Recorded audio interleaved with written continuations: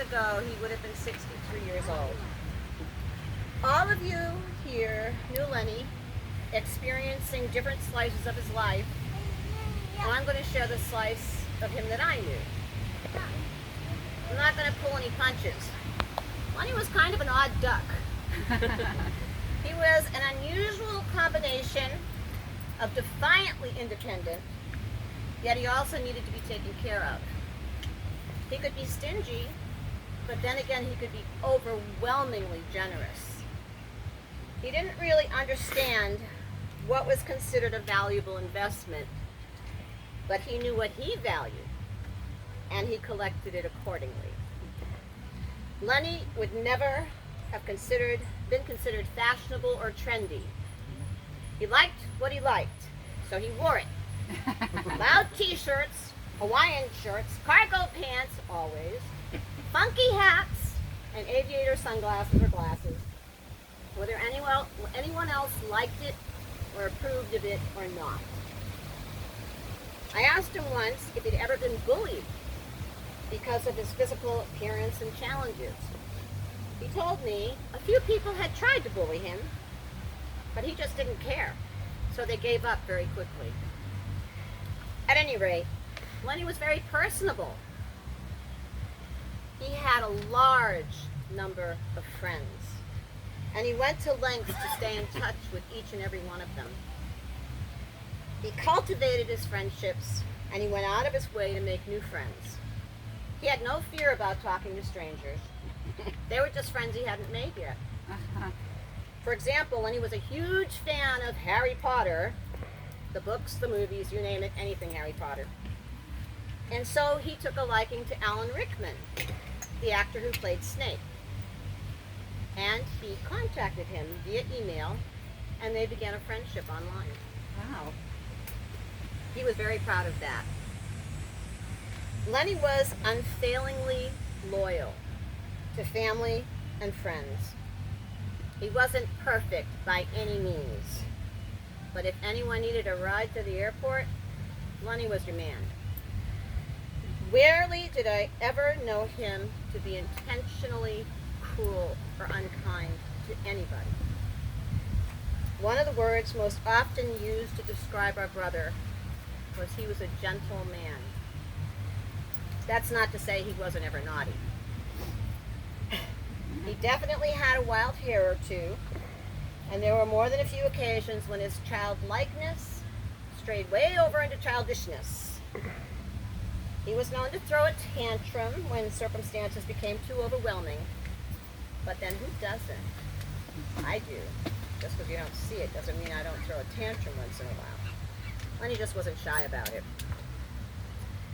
And there were times Lennie left us siblings exasperated and wondering if he had any sense at all. But to his credit, when he was called out on behaving badly and owned it, he did exhibit the grace to admit his fault and to sincerely apologize. 62 years is not a long life, and the older we get, the younger 62 years seems. But Lennie managed to pack quite a bit of living into those years.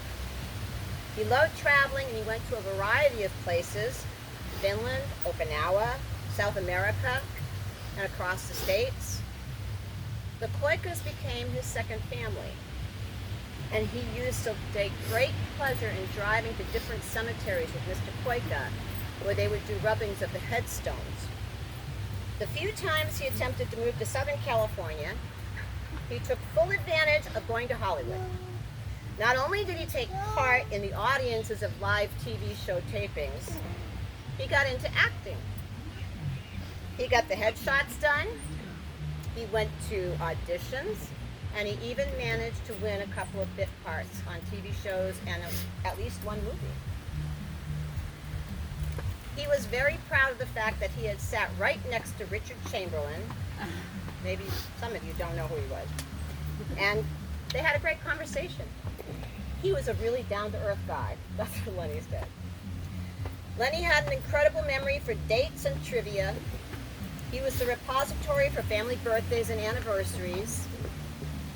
He He could recall memories from very early childhood, and he easily memorized facts about his favorite movies and actors.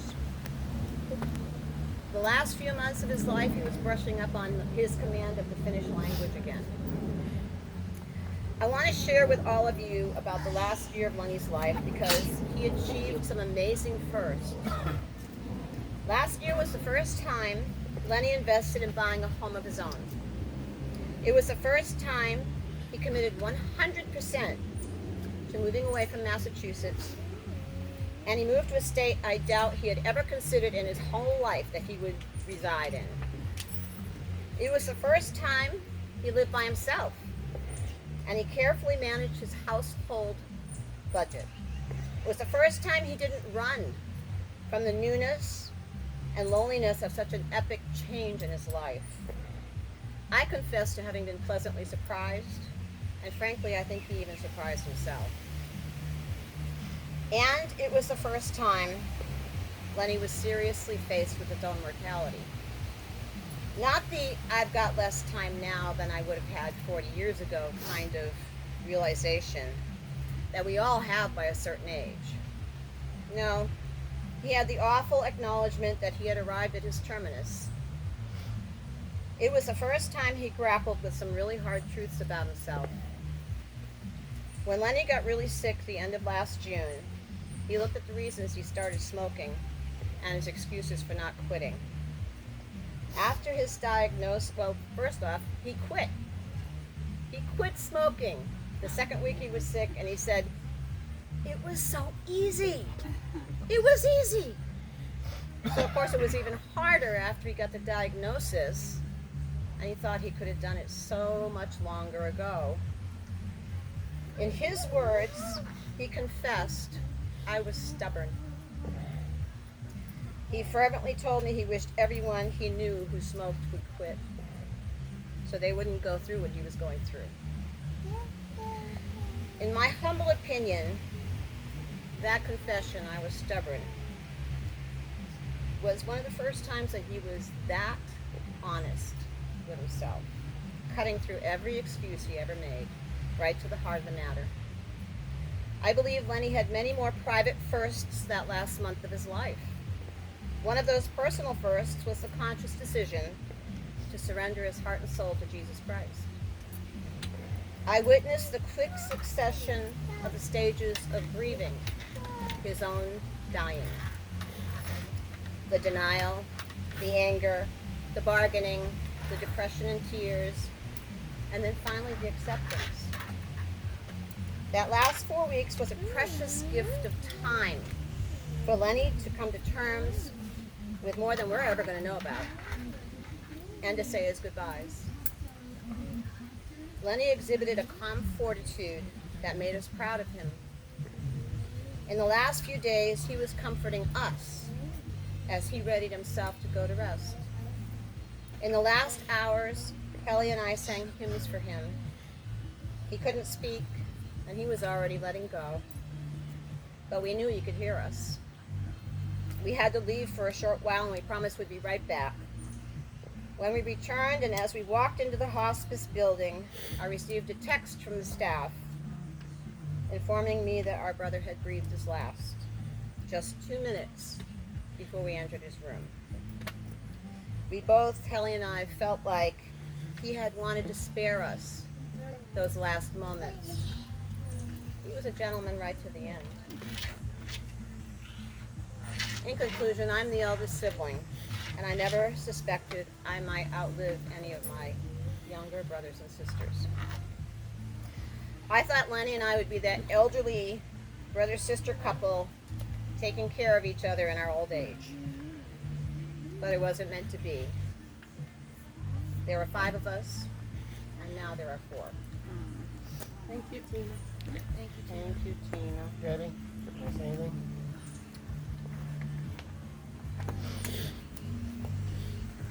First thing I'll say is we did not coordinate this, so Tina pretty much expressed everything many of the things I want to talk about. But I can say that being Lennie's first older sister, not oldest, but closest to him, I mean, after Tina, I was very protective of him. And because of Lenny's, he never liked the word handicap, but he was different. And he had troubles. And he also was known as a whiner.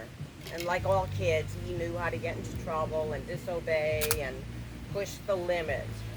And coming from a family where, what's the word, corporal punishment, I mean, we got spanked and we got disciplined when we did wrong. And I have very strong memories of being in the kitchen and my father comes home and my mother's complaining and she's headed up to here and it's like, I can't take it.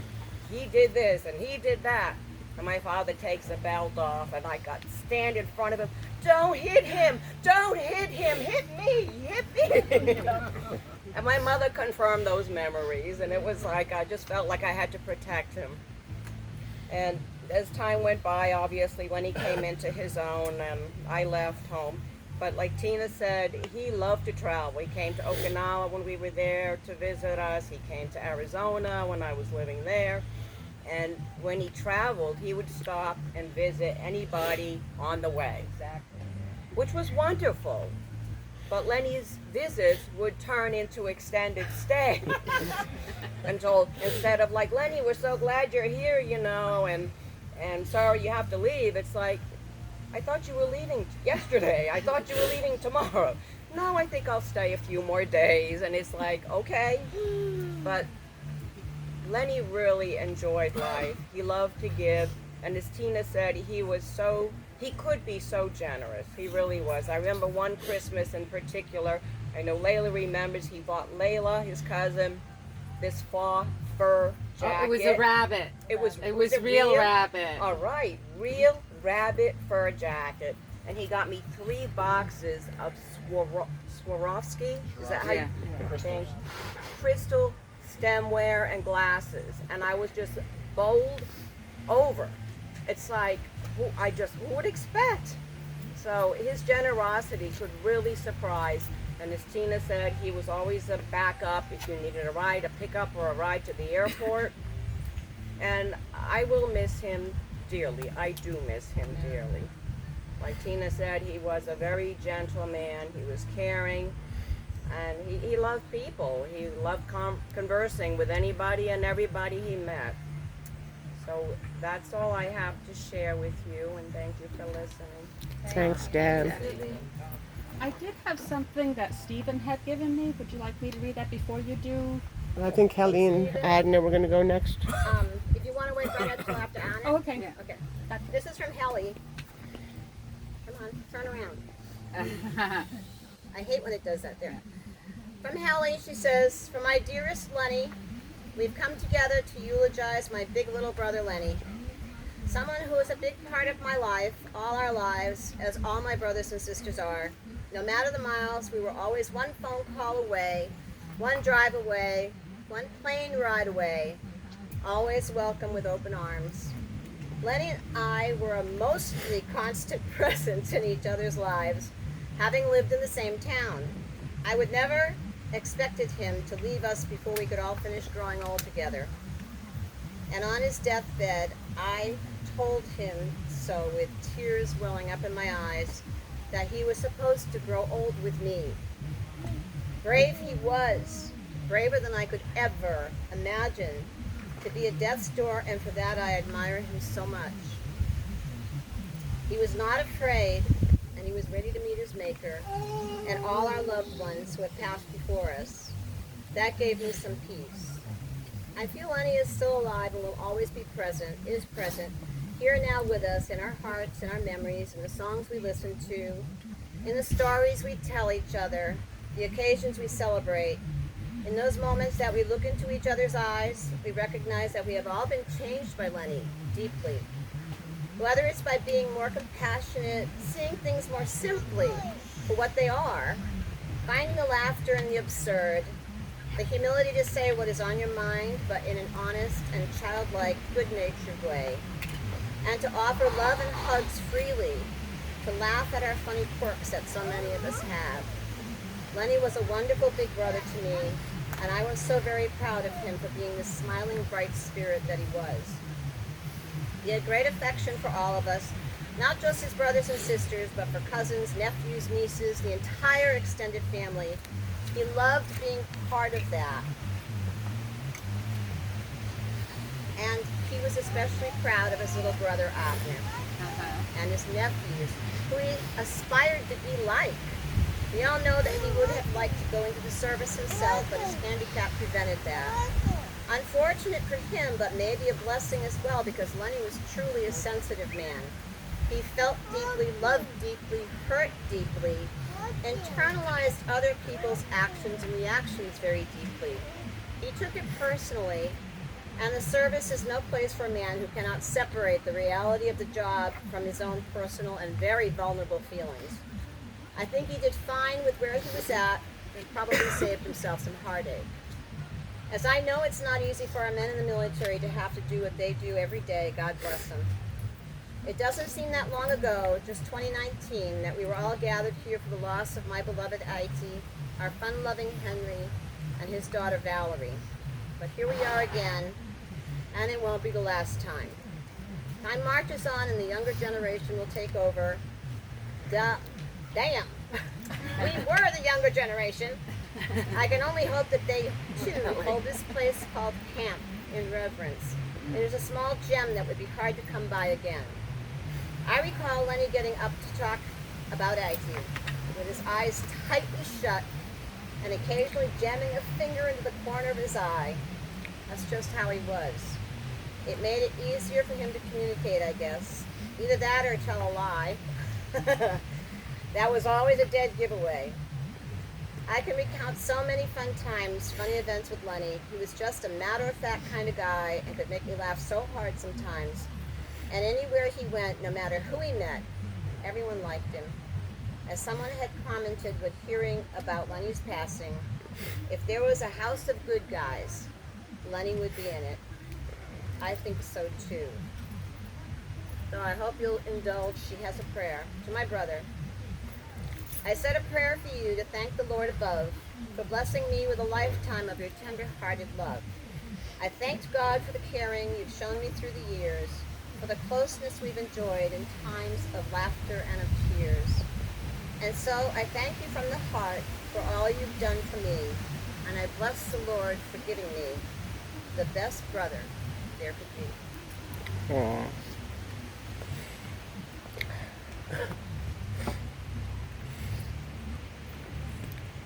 Dave already put it better than I could say it, but Speak up.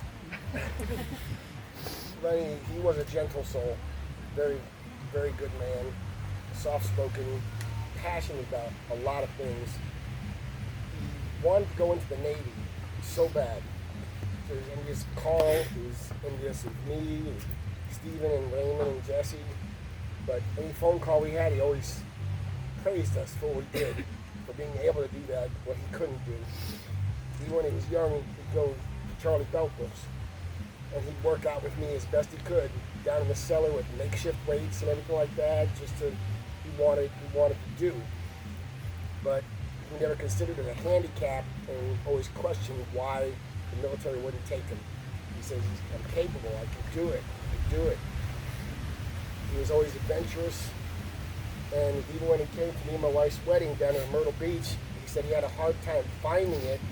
He said, why didn't you stay in the hotel last night? He goes, I was down at South Myrtle Beach and just slept on the beach with some people. Because I just went down there and partied. I got here the next day. That was it. He just made friends wherever he went. And he was this kind and gentle person. And he was my older brother, but then again, he was my little brother, and I always took care of him. I'm going to miss him very much. But this is not a time to mourn him. It's to remember the good times with Lennie, and that's what we're here for. I'm going to miss you, Lennie. I love you. Thank you for coming. I know. Thanks, Anthony.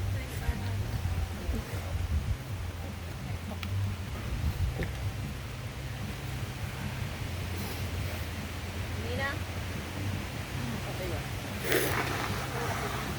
So Stephen was here with his beautiful wife earlier in the week, as were Raymond and his beautiful fiance.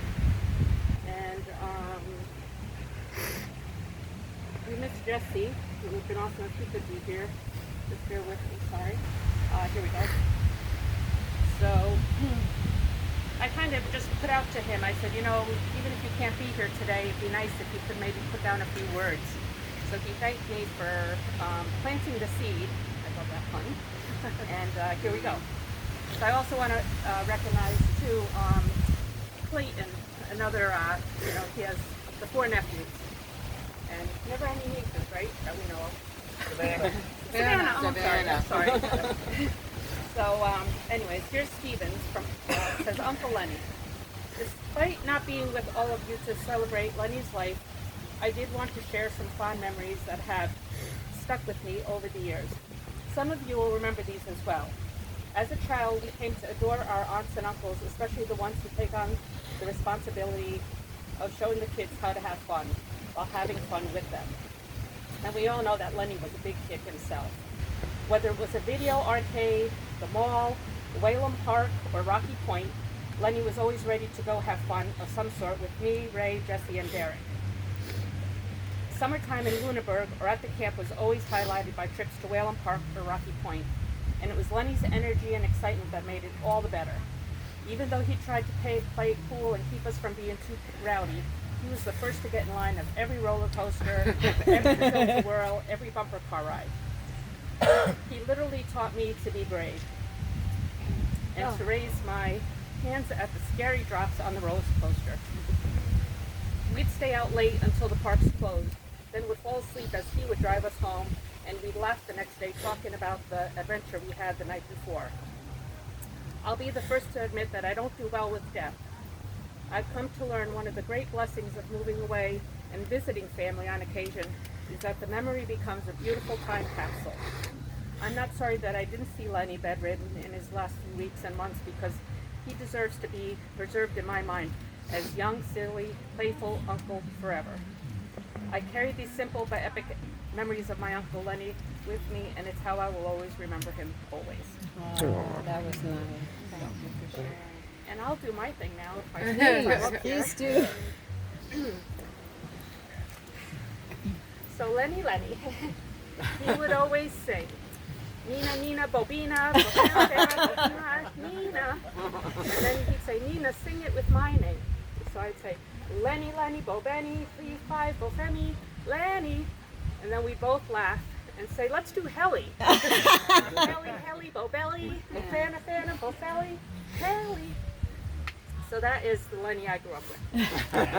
And I'm glad I got that out. So Lennie and I, so our family, as everyone knows, we had the younger group, they were about 5 years younger than me, and the older group more or less 5 years older than me. Lennie stayed back in school 2 years, so he and I were basically the same grade. He was 2 years older than me. And Not in his heart. and so many times, you know, when you mentioned like if he had been bullied, there was a time, one time, we were at another lake visiting from here, and there was some kid we had never met before. I thought he was kind of cute. But all of a sudden he felt the need to want to wrestle with Lennie. And I always told Lennie, I said, if you were as strong on one side as you were on the other, you would be, you know, Mr. America. And so anyways, this kid starts wrestling with Lennie. Lennie was still wearing the brace on his leg at the time and caught the kid in the head accidentally. It was an accident. They were wrestling. So the kid got stupid on Lennie. So 9-year-old me, because I think they were about 11, I get in between and I'm like, don't you mess with my cousin Lennie. And I pulled Lennie out of there and we went and had fun out of there doing something else.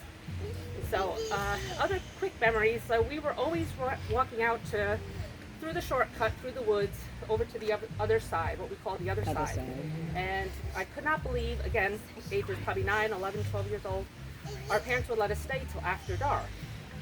And so we could play flashlight tag over there. So we'd come back, and one night, the flashlight went dead. So Lennie and I are walking through the woods, and this is now, there's like, I think 3 houses in there, and at least 5 or 6 properties. So we walked that whole thing in the dark, holding hands. And I said, we got this, we can do it blindfolded. I said, just let's close our eyes, we could do this, Lennie. And we did. Another time, we were so proud of ourselves. We got to the end and we were just like, did it. And then another time walking, so we go the long way, And I never liked to go that way because there was a Great Dane that lived at the top of the road. So one time I'm walking with Lennie and Mark, and the dog comes charging out at us. So Mark Line, as many of you know, he probably was home already. He was just out of there. And then Lennie was like, all I could think, I watched Forrest Gump the other day, but it was like, run Forrest, run Forrest. And he was like, run Nina. And he would not get in front of me, though he could easily have passed me. But he was not letting that dog get to me. And it did, thank God it didn't get to him either. So we ran all the way, and he goes, now I know why you don't like walking that way. So, but these are some of my really, really wonderful memories of Lennie, and there's some into adulthood that I don't know if I want to share right now. But he was just... Around the campfire. There you go. So but just the biggest heart, harmless, you know, and just, this morning before I came out, I've kept all the messages I have, you know, just full of, you know, these texts this long with full of emojis. Yep. And I'm like, I wish I had emoji balloons today, you know. I'm not a balloon person, but. And he was so, just embraced everything new and fun, and, you know, he is one that was taken too soon. The good die young, is what they say, and I totally believe that. And I just love that everyone's here today to Thanks, celebrate Nina. Lennie. Thank you. Just somebody's bracelet. It's mine. Would anyone else like to say anything on Lennie's behalf? Yeah, Please, I'd like to. Come on down, Lennie.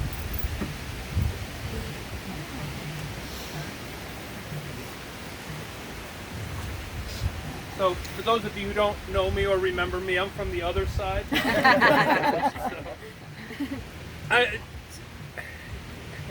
it's difficult. I've been to John Lina's memorial and now here. And having grown up really on this pond, you know, really my whole life, right? Lennie was one of those people that you would meet after not having seen him for 10 years or 15 years maybe, because I'm hearing a whole lot of his history today that I didn't know about. I know something about the headshots and things, but I wasn't, I haven't heard all of this, so this is just kind of filling this all in. And unfortunate that it's now and not when he was still alive. But I remember Rocky Point. I remember he loved Rocky Point. That was always, for some reason, Lennie and Rocky Point, and I'm glad someone else mentioned that before. And that he'll be missed, but he's always going to be a part of this place. Yeah. I know how much he loved the camp. I know how much he loved being a Finn at the camp, and his friends, his family, and how excited he was when we found, both of us, when we found out that, albeit so distantly related, that we actually had some. And I see the Goivista flag on the porch there, so it's great. But just wanted to say a few words that how much he means to me and to this place, and it's not the same, you know, in that sense. But he's always here, and he'll always be in all of our hearts. So, Thank you, Henry. thanks. Thank you. Anyone else like to say anything? Don't be shy. Sure you want me to tell them I know? Yes, come Yes, on. yes. You're not going to tell us anything that we don't probably already know. My name's Bob. I'm going to 4th grade one day, I mean, and there's I'm sorry, you're Bob. Bob Gaylord. Bob Gaylord. You don't remember Michael Blank and Joel and all that? Yeah, well, I that do was our remember group of friends in the other middle ones school. you mentioned, but Bob Gaylord, I don't remember your name. I don't know But if I you was know. gone already. Yeah, probably. But nice to meet you. Go ahead. Yeah. So in 4th grade, there's Lennie sitting next to me, and he seemed quiet and serious, and out of all the wrong things to think. He was funny. It's funny to hear people say, oh, he wasn't behaved or whatever. Maybe that happened when he was little, but the reason my parents liked him, everybody liked him, was because he was just a well-behaved kid, and that's the kind of people my friends want to be hanging around. No, he was quite a character. I remember going over to your house and meeting him. I was small for my age, so he was smaller then. That didn't last long. And I remember Helly. But some of the stories, I could talk for hours about anecdotes and this and that, and just outrageous stuff. And one of the ones I remember was we'd go down the bowling alley, the bowling alley, every morning. About 10 of us that knew each other were friends would be down the bowling alley. And one day, Lennie's in a cubicle or whatever, and one arm wasn't that strong, but like somebody was saying the other arm. I never saw anybody pick on him. You know, with his other arm, he'd probably killed him. You know, just I never saw a person pick him. Could you speak up a little bit, Bob? Oh, sure. Okay. I'm never accused of that much. Well, we're in 7th grade, so Lennie, he gets up there and he takes the ball and he wings the thing and he misses the whole shoot. And it goes over to the other people's thing and gets a strike. So the way Lennie would think was a little different. You know, he goes over to the people's thing and he goes, I just got a strike on your lane. Can I take my other 2 things? And they're like, sure. He just so he goes over there and throws another, like it was the most normal thing in the world. We were riding bikes in 7th grade. Remember Mike LeBlanc? Yeah. He was kind of leader of the gang, but whatever Mike did, we'd all start doing that. So we're going to go out for a bike ride or something. And I'd probably ridden 4 miles in my life or something. You know, go to the Whalen Variety or something, ride your bike back a couple miles. Well, Mike or Lennie got a thing called an odometer for the bike. Oh, and no. every single day they tried to see how we could go. And after we're going 13 or 14 miles. And one time, I think we were in 7th grade, we rode our bikes all the way to Cleghorn Circle to visit Mike's relatives and thinking, if my parents had ever seen me on my bicycle in the Cleghorn Circle, I wouldn't be here. I wouldn't be alive, but it was just funny. We went way the heck over there. But some of the most, maybe the craziest thing we ever did was we went down into Fitchburg. There was a stream near my house, and you come out on Pleasant Street near the bowling alley. Yep. That was probably a mile. Then we walked on like the John Fitch Highway to the end, and Ringe Road starts. And we had headed out like back then. You could head out at 7 in the morning, and as long as you were home by 9 at night, you know, you were fine. So we had a bunch of water at this kid Kenny LeBlanc. You remember Kenny LeBlanc? Yep. And later, like we're going to go on a hike, so I'm kind of tagging along. And maybe you can walk 3 miles an hour or something. So we went Ringe Road. We walked the whole length of Ringe Road, right? And then you come out, and it's like a half mile to Mount Latatic, and we climbed up Mount Latatic. Maybe we were in 9th grade or something, and we were on the top of Mount Latatic, and I'm like, it's a long way home, isn't it? And so we just came down, and then you just went down one road a little bit, back on the Ringe Road, and that brought you right back to the John Fitch. So I don't know if we walked 14 miles, but it was another one of those. If our parents knew we were here on top of Mount Latatic, they wouldn't believe us anyways. But Lennie was always like that. You want to do a big hike, you want to do a big bike ride, you want to do anything crazy. He was the person to do it. And it wasn't like he was acting like he was doing anything crazy. But he was just the funniest kid. You know, just funny, never a dull moment. When I heard he passed, I went on Facebook about a lot of people read the thing, and everybody's like, I remember him, you know, what a good guy. But I said, I don't think the concept that I knew of him, of quiet time or bad mood, ever entered his mind. It was always, everything was an adventure. I mean, he'd act like you'd go to Ocean State Job Lot when it opened, like a Disney World. He's like running up and down the aisles, you know. Or we drove up to the White Mountains, me, him, and Joel Koika. They came to my apartment about 15 years ago, and Lennie comes, he's out in my parking lot. I'm thinking, who's this nut with that crazy cat? And I realized it's like, we didn't get this thing. So we get in the car, and we drove a couple hours, and we went up some mountain in the White Mountains. I wish I had taken pictures, but he had a video recorder. You know, he couldn't use one hand, so we climbed up this mountain like 3,000 feet high or something, and he did a film of it. Me, him, and Joel going up to the top, and we were pretty high up. And he came down. I wondered, does anybody know what that film is? But he would do anything. He was just always pumped for whatever was going to go on. You know. So, yeah. The other stories maybe I don't remember them. He was funny. He was the funniest guy. I used to stop in on him and Joel every so often. We were going to go do Mount Wachusett up the other road, but we never got around to it. So I'd say if there's something you want to do with your friends, do it. Because you never know when you can't do it. Right. You know? All right. I feel like Forrest Gump. That's all I got to say about that. Thanks, Bob. Thank you, Bob. Thanks, Bob. Thank you. As everyone could tell, Lennie had a lot of friends and a lot of experiences. And I think every one of us is better for it and for knowing him. Again, this is not a time of mourning, this is a time of celebration of his life. So enjoy some food, mingle around, check out the pictures, and just enjoy yourselves as long as you like. Thank you everybody for coming. Thanks, Arnie. I miss Lenny too. He was very competitive, swimming in the races. Oh, yeah. Darts, finished darts. Yeah. Wiffle ball and John John. Fieldsticks. Remember, he always want to win. He had that winning spirit, and he was a winner. Oh, Mrs. Quaker made it. Oh. Raise your hand.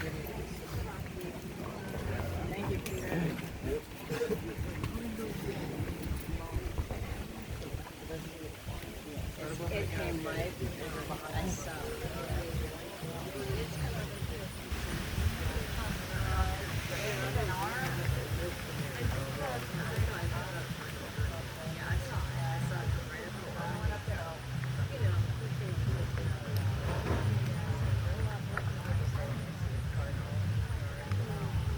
That was the spirit.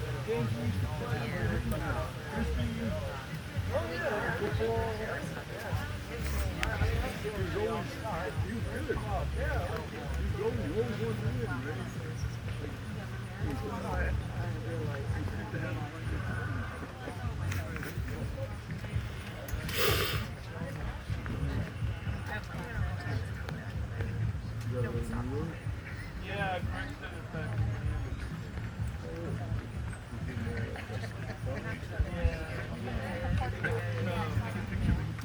His best friend got married.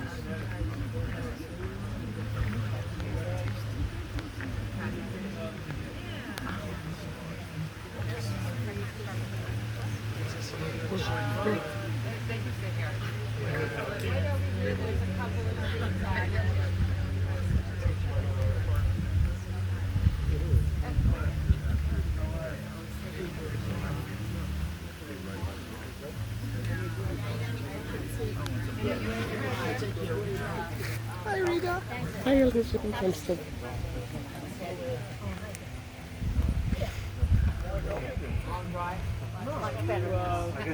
Nice breeze. Not into the plane.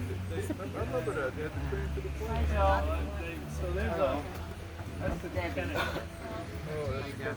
LaGuardia, you can take a subway and then you gotta take a bus. You still living in New York? Yeah. How old are your boys now? Good question. Oh, of course. Oh, I don't want to tumble down that hill. Somebody else. what? Yeah, the older one's gonna be 29 in December. And the other one. I do have a but it's because we're at a pool. And Everybody's taking we're not, I mean, we're not. I guess so. Yeah. We had already spoken to him, and I spoke, and I a couple of friends came down from Oh, yeah. Yeah, I think you was out there. So Becky and I think Devin are the same age. And then Hannah was between Hannah and Lisa. I think Hannah and Devin went to school with you all. And then you were between Devin and Delilah. Yeah, I guess Delilah and